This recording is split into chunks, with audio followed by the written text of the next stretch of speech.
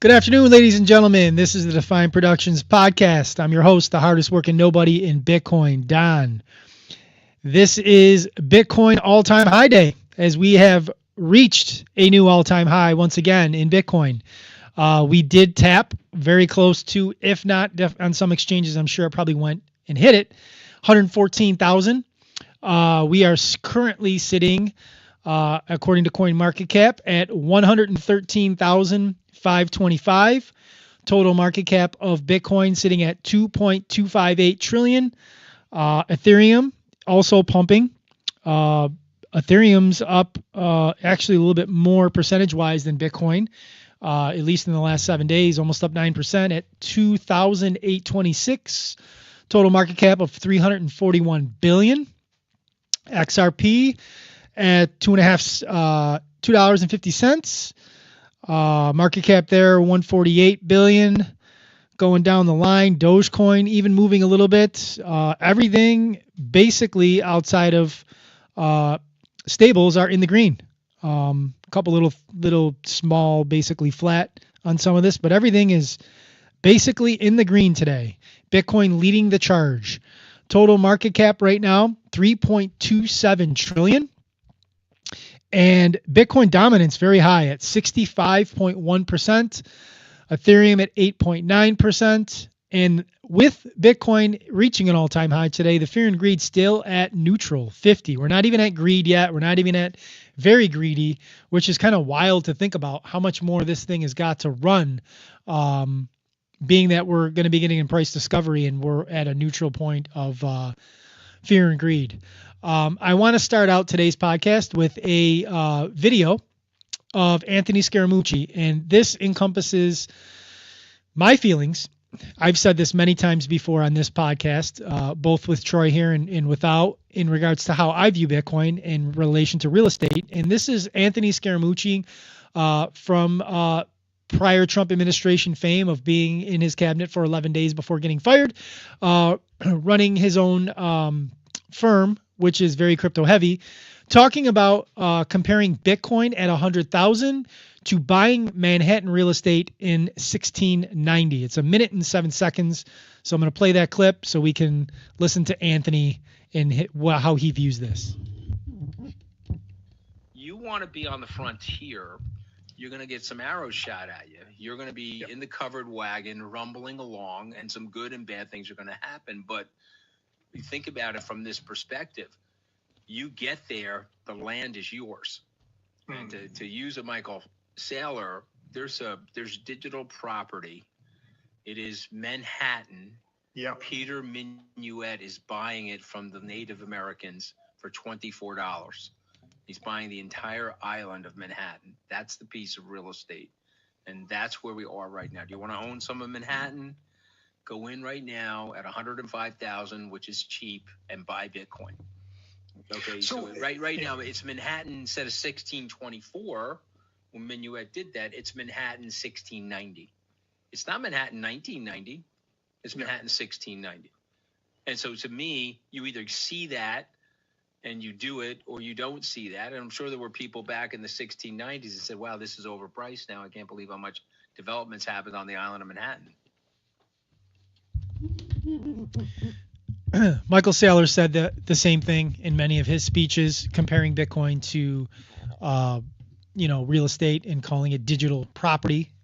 And Anthony really encompassed the thought process of buying that Manhattan real estate back in the 1690s for $24, and that's what you're getting, even at 105,000 when this video was shot. And here we are $8,000 higher than that 105,000 today, talking about owning something so early that's so valuable and so scarce, like Manhattan real estate was way back, what's that, 340 years ago.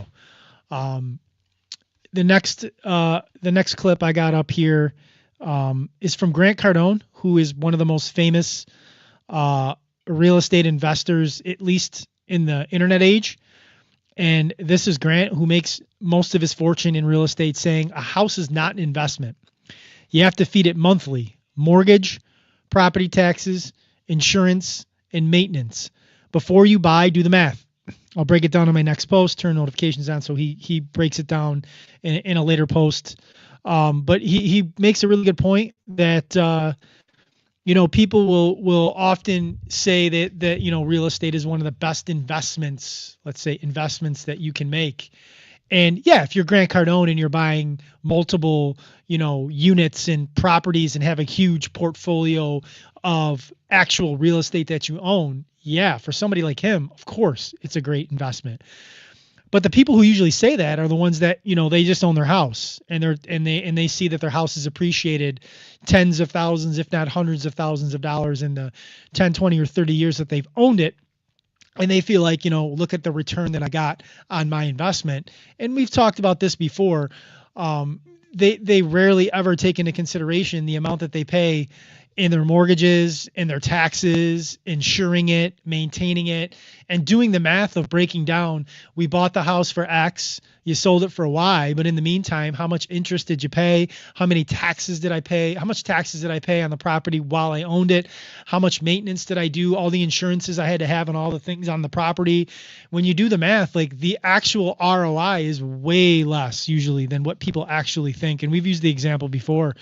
We've talked about somebody buying a house in we said 2010, buying a house for $100,000 and selling it, today for $400,000 and saying, oh, I made $300,000 on this sale of this investment of this property that I lived in. And, for the 15 years that you own the house, all the mortgage payments that you made, all the taxes that you paid every single year for that property, all the upkeep and maintenance and insurance, like you didn't really walk away with $300,000 of profit. You still profited, but one, you didn't profit $300,000. And number two, the buying power of $300,000 in 2010 is vastly different than the buying power of $300,000 in 2025. And that buying power conversation that we have is the missing piece in a lot of these conversations when we talk about your returns on your investment.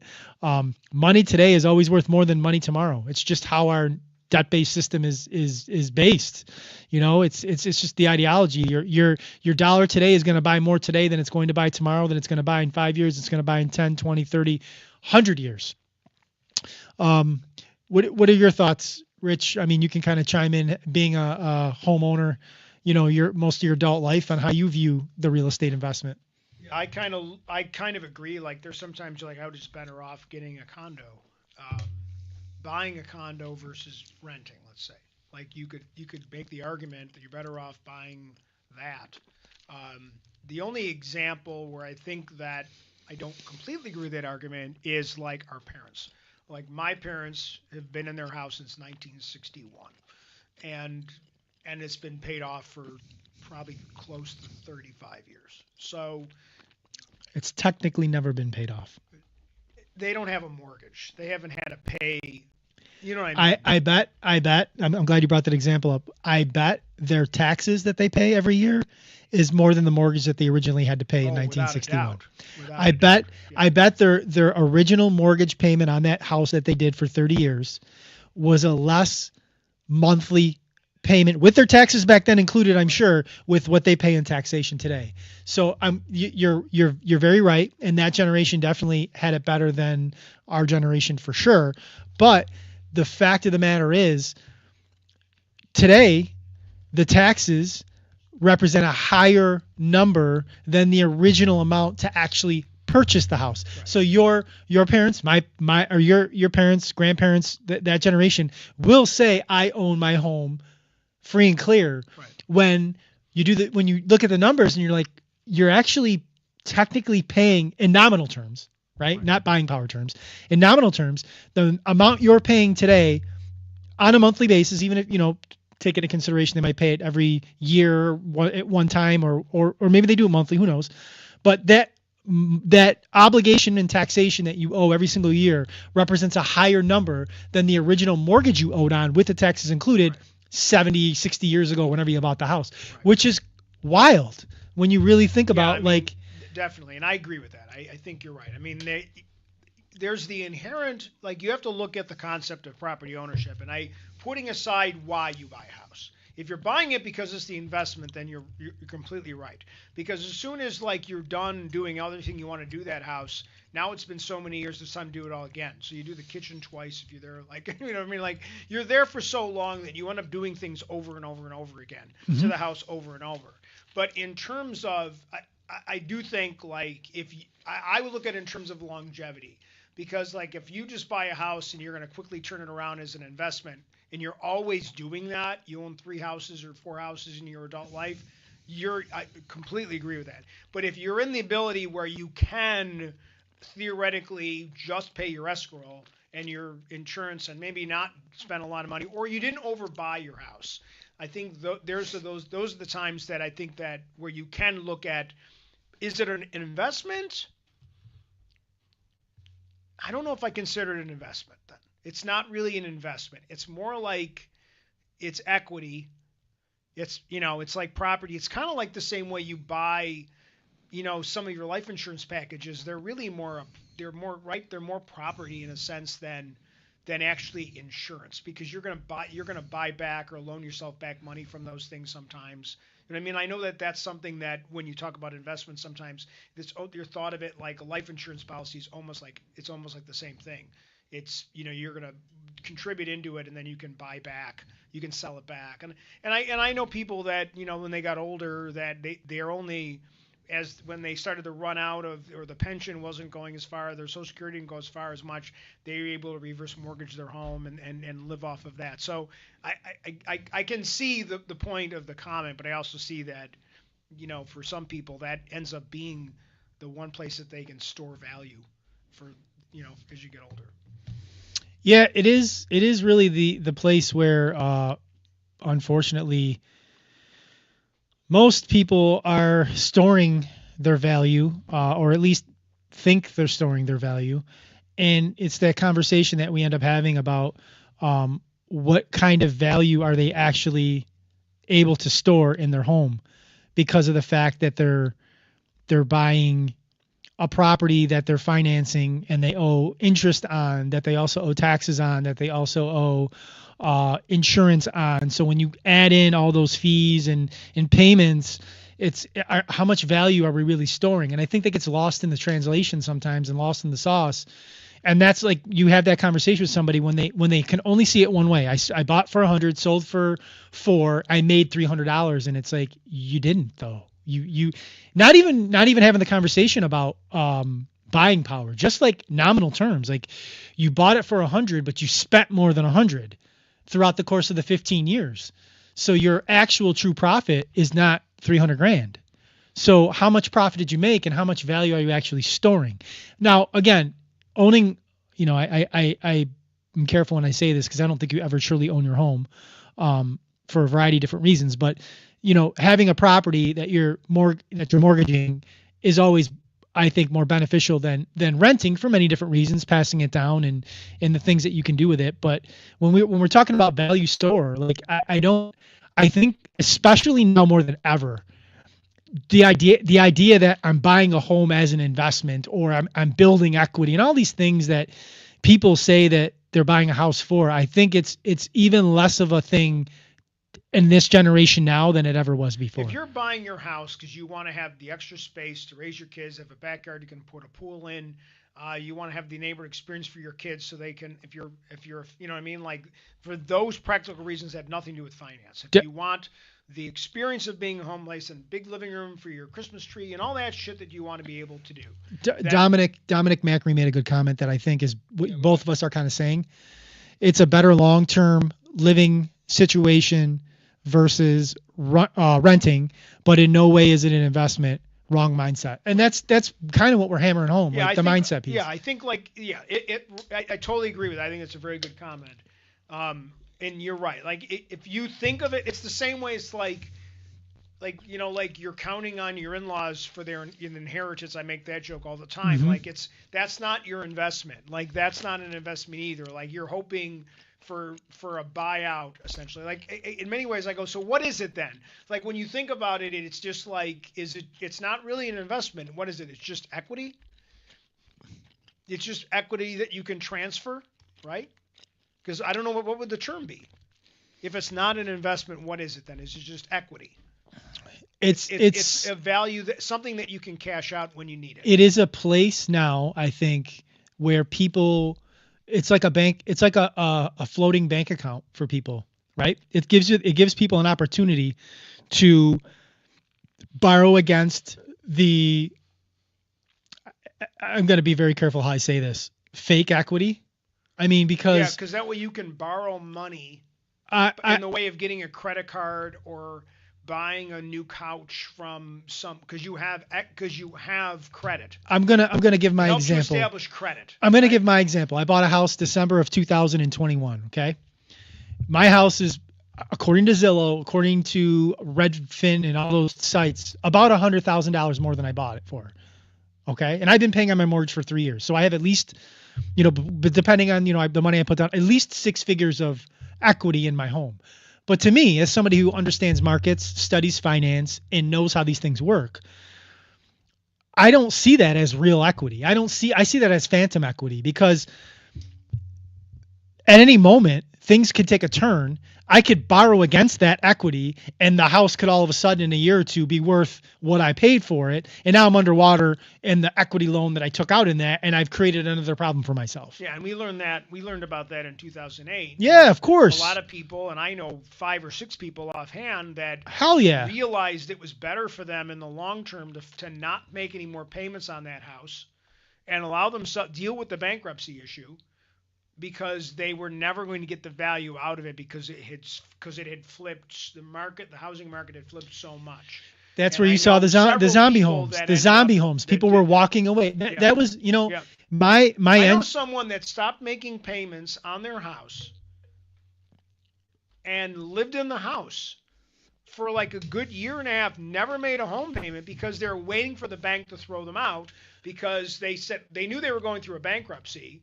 So they literally got away with a year without having a real estate cost because they were just not paying anymore, because they knew they wanted the bank just to seize the house. That was a thing back then. For those that are too young to remember, in 2008, there were so many foreclosures. The banks could not keep up with all of them. Right. So the backlog was so deep. And if people were, unethical, I guess you could say, I don't even know if you call it that, because the way the system set it up that hurt people, I don't know if you would even consider it to be unethical. I don't see anything. Yeah, maybe I don't see anything wrong with it. You went in with intentions to do it right, and then you got screwed by everything. Yeah. So you squatted in the home for a year. So I heard as much as a year and a half, people were not paying anything. And you know what? It's crazy, because we always talk about like these weird anomalies and situations. Like that was a thing in 2008/2009 where people were living in their homes for a year and a half without paying anything. And then another decade later, COVID comes along, and the government basically made it okay for people not to pay rent for a year and a half. You know what I'm saying? And it's just like, and it's crazy when you go back to like two distinct situations in a decade and a half that were just so major to an economy. And it's like, how can you like consciously or unconsciously look at our current system and not see that probably in the next 5 to 7 years, another event is going to occur. 2008 happens, 2020 happens in a 12-year span. We're 5 years out from 2020. Yeah. So in another 5 or 7 years, we're on track for another global economic event. And how we've been tracking the past couple decades. It's not a question like, it's kind of like I'm expecting it. I'm expecting it'll happen. I'm not. Well, we already had 2. I probably won't see another one. It's not like a hurricane, which is a once in a lifetime event. Like I'm feeling like, well, they're a lot more often than they used to be. And if you want to get really, really in the weeds, like I don't like to do a whole ton. Like I'll do the price predictions for fun, but like a lot of the models of people I respect have that $1 million Bitcoin in 5 to 7 years. Wow. 5 to 7 years is where most people think Bitcoin will first hit 7 figures. And that I've always believed when Bitcoin hits $1 million, something is seriously broken in the system for that to happen. It's funny. 2 things popped up in my head. We were talking about homes, and it was like, I don't know, like if your dad or somebody in your life said this to you when you were a kid. But I remember I was in college, and again, I'm 58, so I was in college in the late 80s, and I remember being like probably like 20, and my dad was like, like we got to get you a credit card. So we got a credit card. I think I was like 20 years old, and I got a credit card. I think I had like a $400 limit or something, and it was only for me to buy gas and like maybe if I go to dinner or something to buy something at the store. And I think the credit card, the first one I had was like a retail credit card. It was like Macy's or something that I had, and it was just so I could establish credit, so that when I finished college and I wanted to like get a car, I had established credit so I could get a loan on a car. And my dad was all about how to build credit, because then eventually you're going to want to buy a house and you have to build credit. And Yeah. that was the funny thing about it, was like, I think a lot of this concept of is whether, and then once you have established good credit, then you can get a home equity on the house. Like you keep establishing credit. Debt-based system, Yes. Rich. Debt-based system. They are incentivizing you to get in as much debt as you possibly can, because that's how the system functions. Right. As much debt as possible. This is a Bitcoin podcast. This is a Bitcoin focused podcast. We present to you why Bitcoin is the answer. We present to you why Bitcoin is the solution. I'm going to show you another chart from Twitter that is just going to show you how the system is in serious trouble. This is a tweet from Darth Powell. You want proofs that 401ks don't work. And I want to preface this with the fact that we both know, Rich, you worked in an industry that had one, but many industries do not have pensions. You are expected as an individual worker to essentially create your own pension, which is the 401k model.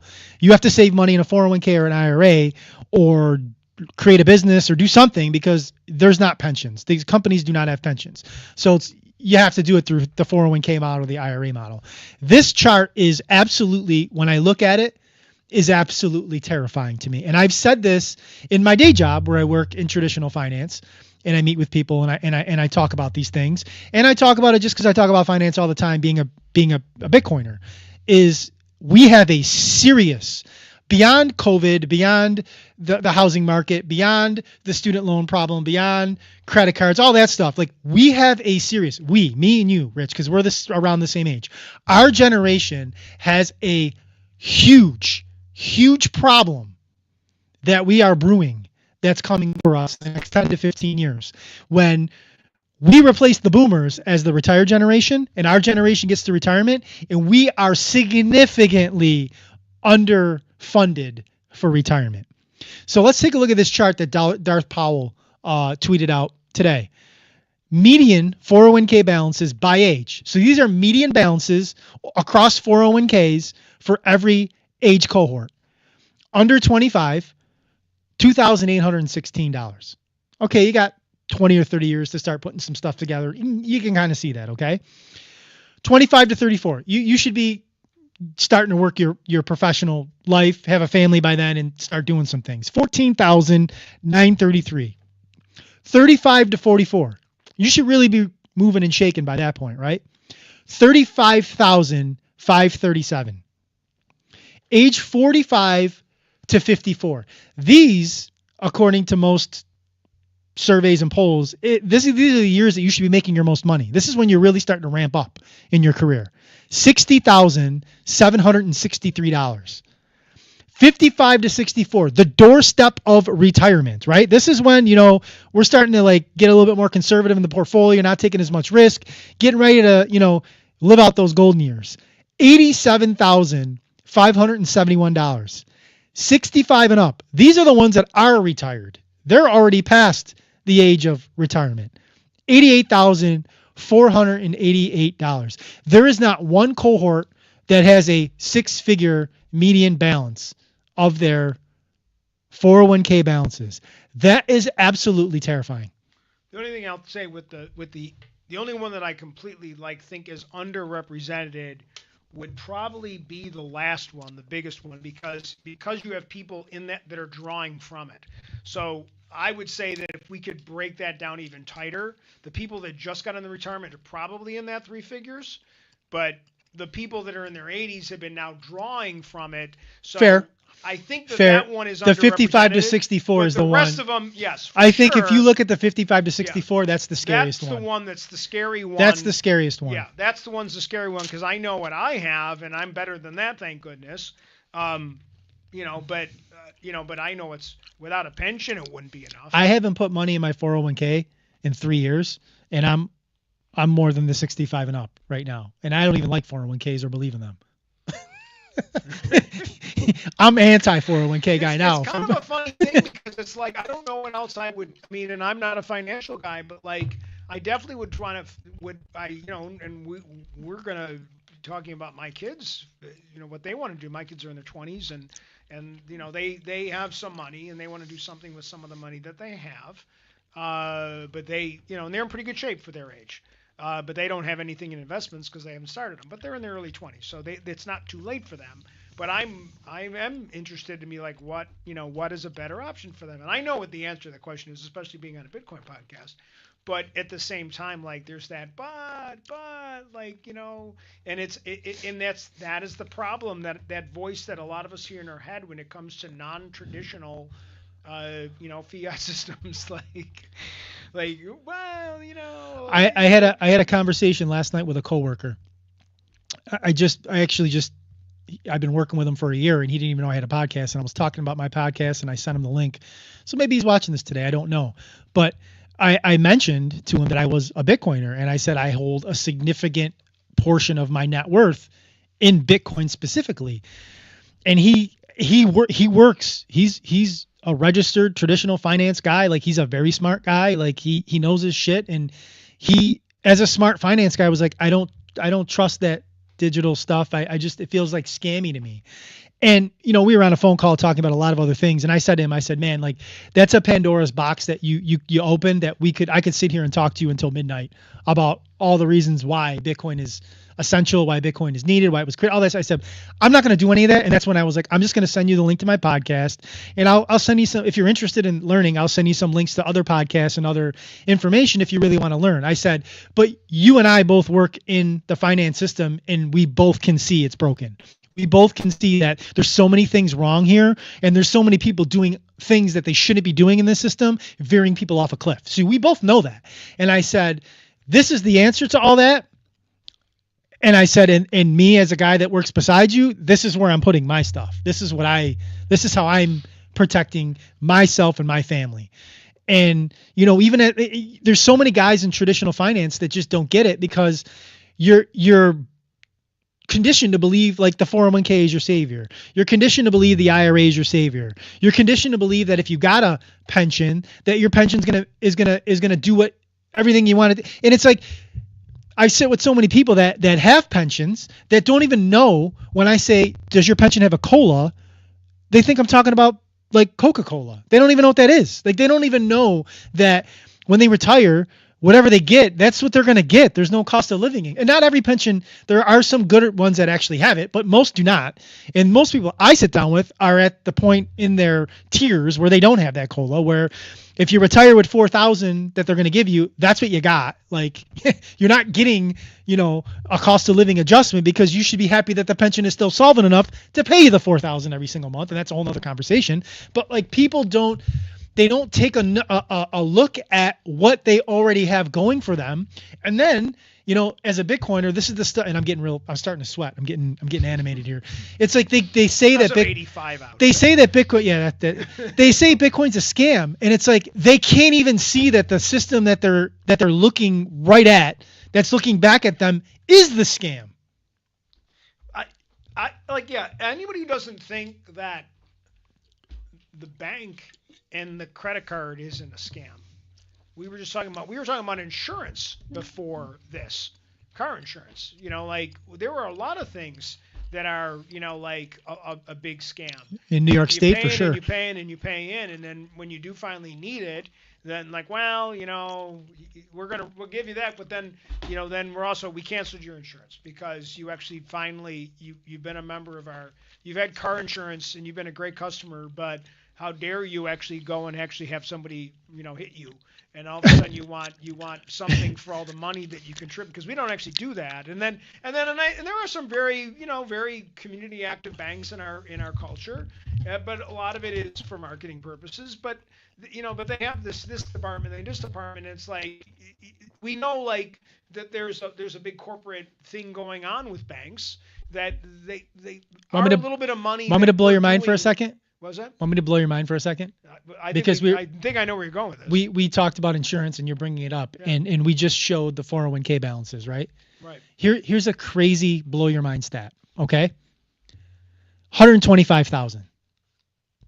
That's just think of that number. Okay. Car insurance in New York State, I know, and I'm actually paying a little bit more than this, but let's just use $200 as a benchmark. Right.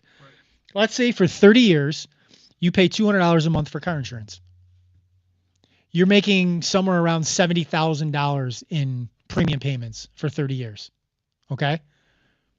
If you invest that in an index fund getting 7%, at the end of the 30 years, you should probably have somewhere around 125 grand, which is more than any of the cohorts of the 401k balances that we just showed you 10 minutes ago. And we just talked about you're paying car insurance that you're hoping you never use. And then we've even talked about scenarios because we're in New York State where it's so goddamn expensive that we have things happen to our car and we pay out of pocket just to not have it hit the insurance, so the prices go up. Well, I saw something on the internet like a few months ago. I don't remember what social media I saw it on.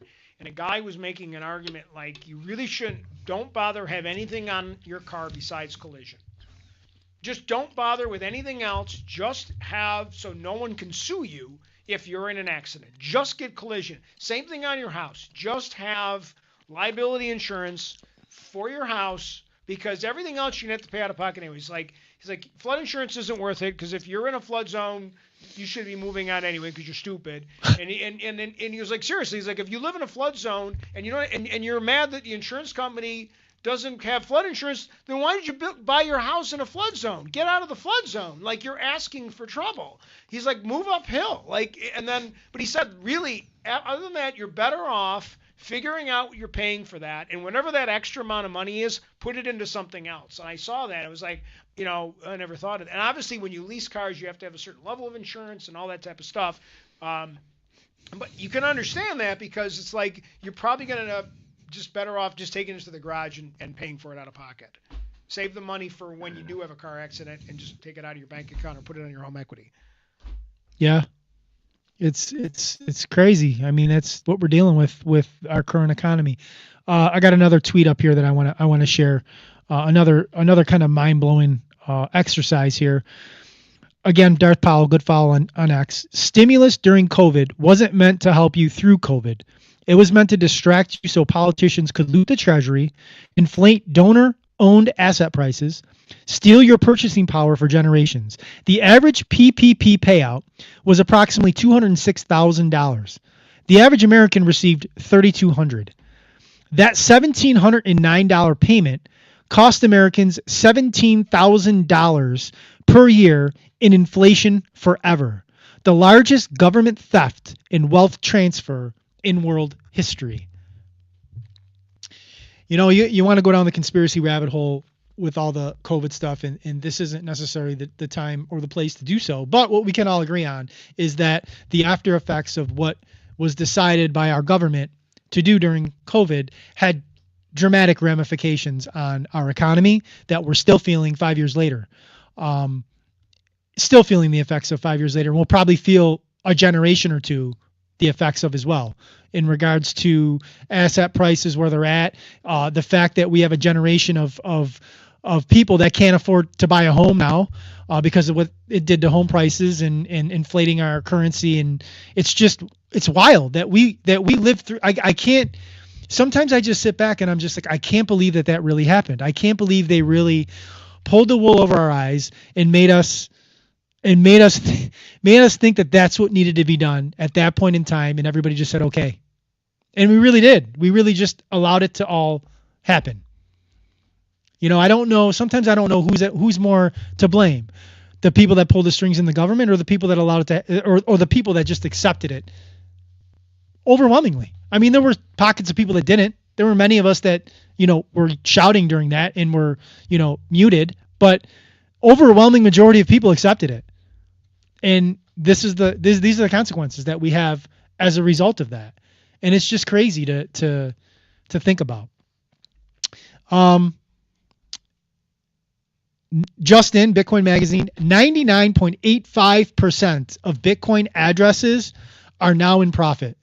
So of all the Bitcoin addresses out there, 99.85% as of when this tweet went out, which I'm assuming the price wasn't at, where are we sitting at now? We're sitting at 113.6.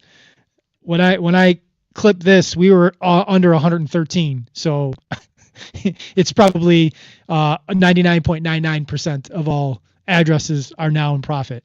So, when you're in price discovery, that's what you get when the price hits the all-time high. People that hold are rewarded. You'll still have people that are going to sell because humans do human things and people don't realize what they hold, and, they sell Bitcoin to get shitty fiat, and, people will do stupid things. Another good account that I found on X, it's zero point 0.01 BTC, and this account just basically tweets out the price of what 0.1 BTC costs and tweets around that. And earlier, and it's obviously the price is higher than that now, but at 12:37 p.m., which was roughly 4.5 hours ago, the price of 0.1 Bitcoin is now $11,255.52. Congrats on the all-time high. Don't stop stacking. So let's click on the link because I'm sure it's updated it since then. It actually hasn't in 4 hours. It's slacking. But if we do some quick math, we can see that we're at $11,370 now for 0.1 BTC. I remember stacking at a time when 0.1 BTC was $30, $40, $50. It's just wild. Like sometimes when you take a step back and you see like what Bitcoin has done in a 10-year time span in the last decade, and people just continue to shit on it. It's just wild. It's just wild. I don't know if this video is going to play. I think we're having some issues with it. Let me see if I can get it back up. If I can find it on her profile. It's the SoFi. There it is. It's not going to play. All right, we'll go on to the next one. This is the Bitcoin historian, Pete Rizzo. He tweeted this out. This is former Commerce Secretary Wilbur Ross speaking on Bitcoin. It's 1 minute and 6 seconds. Let's play this video real quick, and we'll talk about it. Those are retail individuals who had accumulated 1,000 or more coins in the old days and therefore have now made a big fortune out of it. Those are tending to sell, and who's buying are the ETFs, people like Strategy, and all sorts of institutional investors. Mm-hmm. Larry Fink is widely quoted as saying he recommends that 5% of portfolios should be in Bitcoin. Santander, big Spanish bank, they're recommending to their clients 7%. So what's happening is you're getting away from the wild and woolly, unregulated, mostly retail market into one that's very much more professionalized. Mm-hmm. And I think that's a healthier thing. Side. So we got former Commerce Secretary Ross saying institutions are buying and investing up to 7% of their portfolios in Bitcoin. Wasn't that long ago where people were saying it wouldn't hurt to put 1 or 2% in. So we're 3-4 times that now. Institutions are piling in. As the price goes up, FOMO will go up. Institutions will pile more in. The on-chain data shows that retail really still isn't here. It's not. This bull run has really been driven by institutional and sovereign wealth fund investment. It's not really been driven by institutional investment like previous cycles.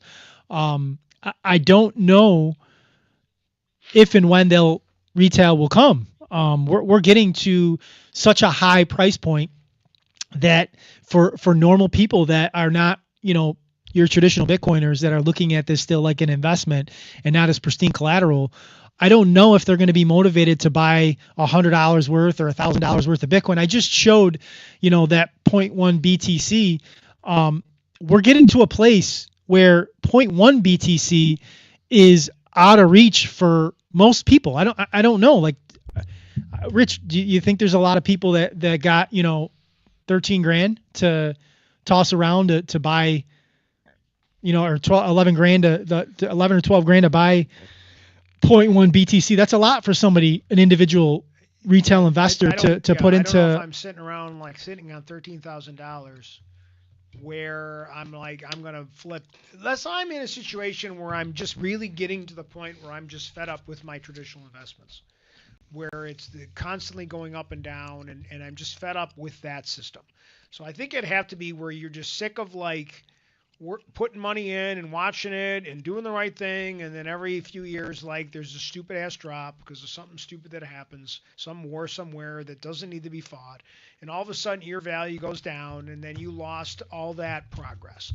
And that other people that are more influential either knew that this was going to happen. So I think there are more people now, and especially since this year started, that might be looking for what are other ways for me to take this money that I have and put it somewhere else.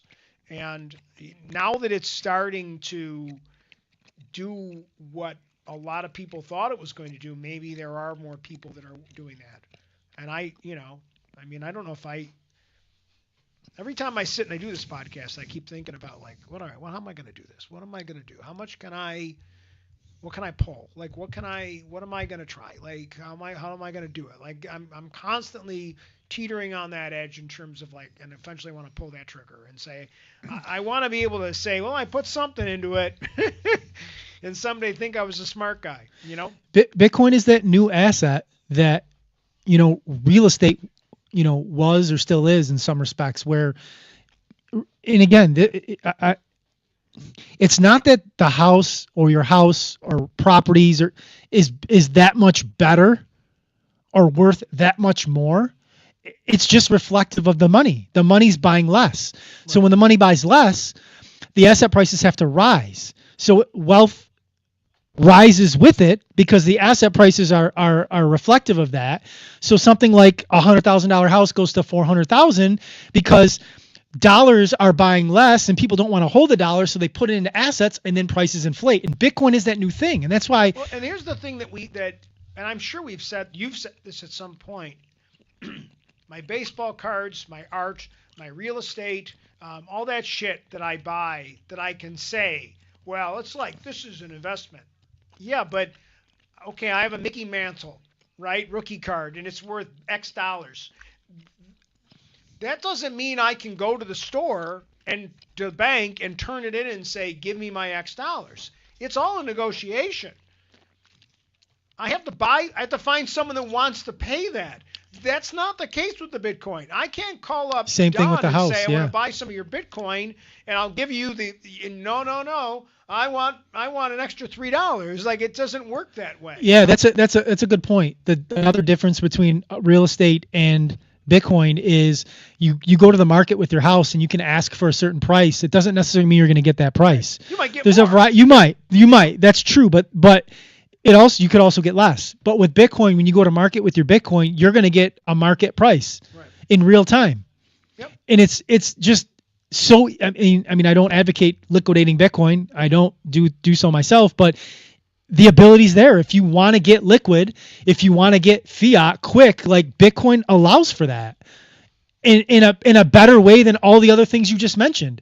A painting, baseball cards, a home, it's that's why we call it digital gold, because gold's the same way. You take your gold to a gold dealer and they're going to give you market price for that. But this is just easier.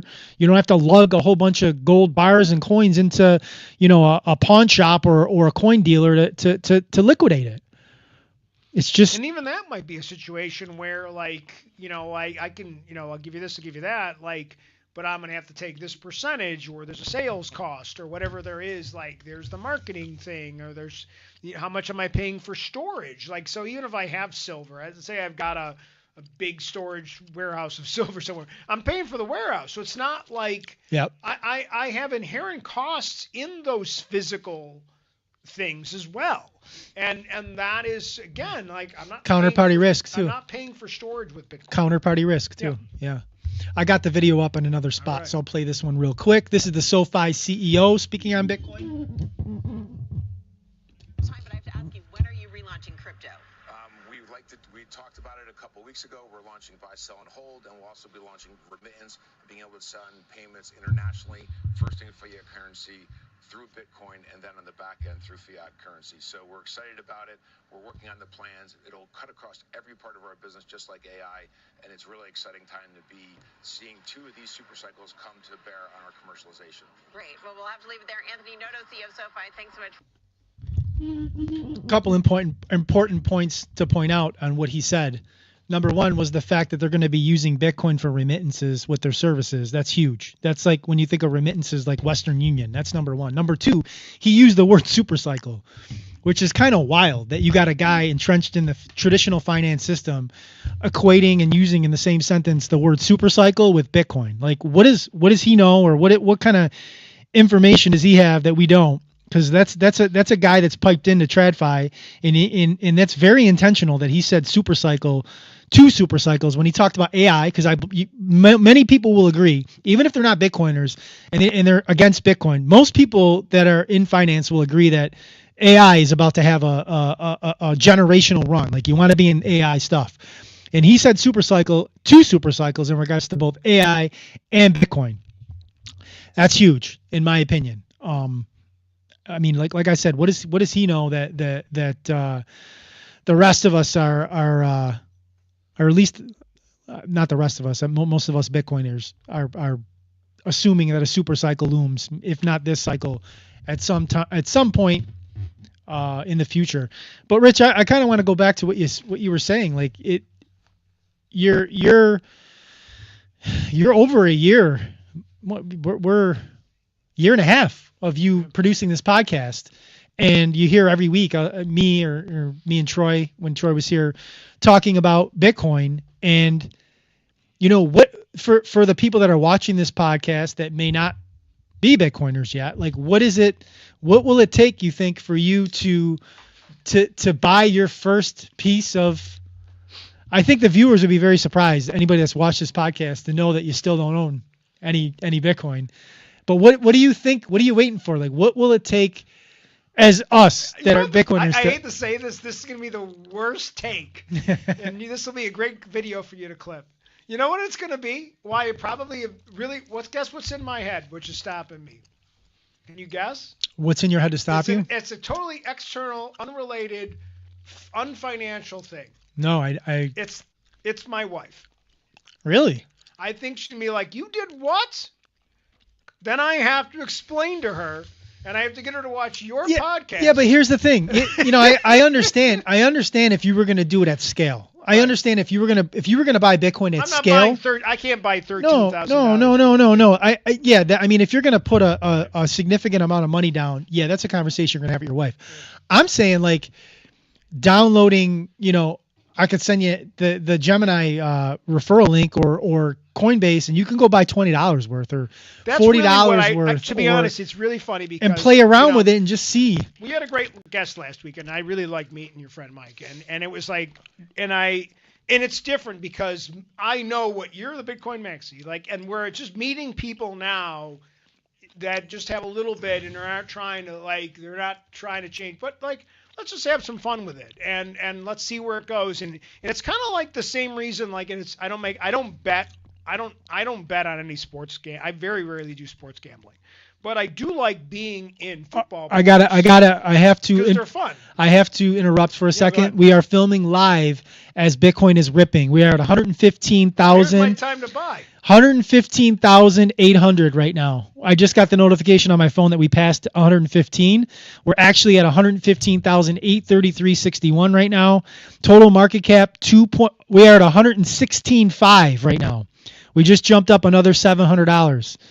In real time, Bitcoin is ripping in real time. We are at an absolute all-time high. The total market cap at 2.371 trillion. We are live, getting this live on the podcast. It's kind of exciting. We are getting a live the highest Bitcoin has ever been in history is happening right now. Wow, that's live in real time. $116,500 Bitcoin we have right now. I sorry to interrupt you, but like I had to jump in and literally we opened this podcast at 113. We've jumped about $3,000. We are in price discovery, ladies and gentlemen. What that means is Bitcoin is going to be finding a new top for at least the time being, and we are in uncharted territory. So the price is going to move around. 116K, 120 is right. I literally just got the notification that we hit 116. It's going to be gyrating. Back down to 115.8. So it's moving around. You're going to see a little bit of volatility now. The traders are probably having a field day. But you got it live on the Defion Productions podcast, the only live stream podcast. Please follow the socials that are going below the screen if you're watching for the first time. Checking us out on X, or if you're watching on YouTube, please follow me on X. Please follow us on YouTube. We do this every single week. And getting back to that conversation that we were having before I jumped in to give the update on the all-time high. You're filming with me, who's like extreme. I'm on the extreme end of the spectrum. I'm a Bitcoin maxi. I'm most of my net worth is in Bitcoin, and you're getting that like extreme. But like you brought up, like my best friend Mike that was on the podcast last week, like he owns a couple $1,000s worth of Bitcoin, and he's not sure. Like he just has it because I'm his best friend, and I told him to buy some, and he didn't spend a couple $1,000s. He spent a couple hundred, and it's gone up, and he's holding on. He's not sure, but like that's another end of the spectrum, and that's kind of like where I'm advocating for you, Rich, and others that are in your position. Just buy your first $20 worth, or your first $50, whatever the nominal number is. I don't know, but just have a little piece, because when you own it, like when you're buying a piece of a 21 million coin network. You are buying legitimate ownership of a scarce, finite network. You know what I'm saying? Like what I was starting to say was, because like I do like football pools now, and I follow, like I become more engaged in that sport, because now I have a horse in the race, even though I'm not trying to win money, because my leagues are all they're just bragging rights.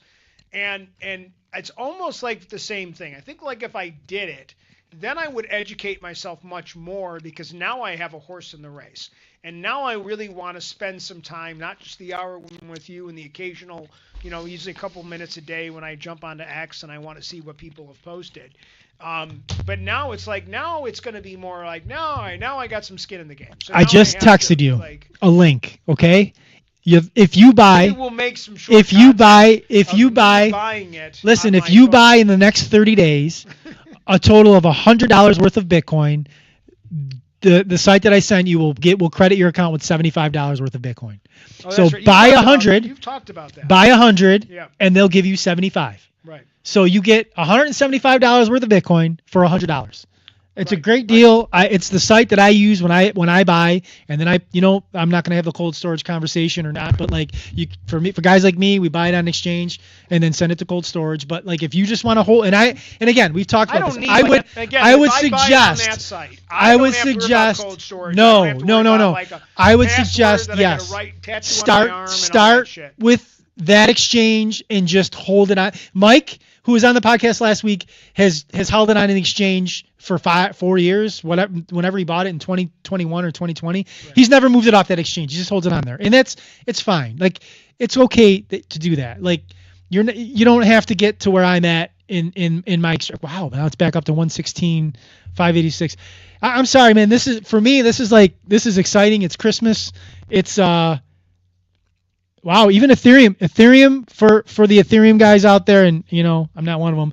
Ethereum is at 2,915, so Ethereum is moving, Bitcoin's moving. Let me look down and see what the other stuff is doing. Solana 160, XRP up a couple of pennies, 253. Let's take a look at everybody's favorite shitcoin, because we didn't even mention that one today. 49 cents. Bitcoin is ripping, and Pi is not even at 50 cents. Like, what are we doing here, guys? Man. What are we doing here, guys? What are we doing? No one's gonna even know. It's all gonna be pie. What are we It's doing here, all guys? going to be pie. What are we doing here? What's Get that Bitcoin. Dogecoin? What's the Dogecoin? Let go of that Is shit still on coin. there? Doge. I didn't look and see what Dogecoin's doing. Dogecoin is at 19 cents. Like, guys, let's Bitcoin. That's what you want to have is Bitcoin. They shouldn't be allowed to even be on there.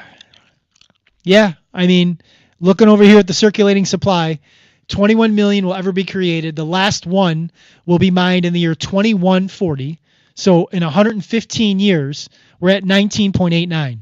So in the next 115 years, 1.1 million will be mined in 115 years. That's how scarce of an asset Bitcoin is. That's what you own with Bitcoin. So it's just. I got my app ready to go here. All right, I got a link. I want to hear next week when we film live that you own a little bit of Bitcoin and you're officially a Bitcoiner. Then I'm allowed to be on this podcast because now I'm in the market. I want to end in a spot. I want to be very careful and very delicate in how I end this portion of it. But you can show the screen here, that the tweet that I'm showing. BitBoy from BitBoy Crypto. The screenshot's kind of going viral around Bitcoin / Crypto X. And I only want to speak on it because I've talked about BitBoy in the past, and my previous role as a drug and alcohol counselor before working in finance. Like, I have a little bit of credibility to speak in this area. I made a tweet about this. I don't really like how people are like dunking on him. He's obviously going through, if you look at the pictures, like he's obviously, and if you saw his crash out before he got arrested at the beginning of this year, like, he's obviously going through a tough time. Some of it through his own doing, but he's got demons that he's struggling with. And, he was early to Bitcoin. And he created a podcast and a channel. He built it up to 1 million subscribers. The content was pretty good. And then he was tempted by the shitcoins, and he was tempted by the shilling. And I'm not saying that to dunk on him. I want to be very, very clear. But, it just, you got to be careful with the people that you follow and the quote unquote influencers that you're influenced by.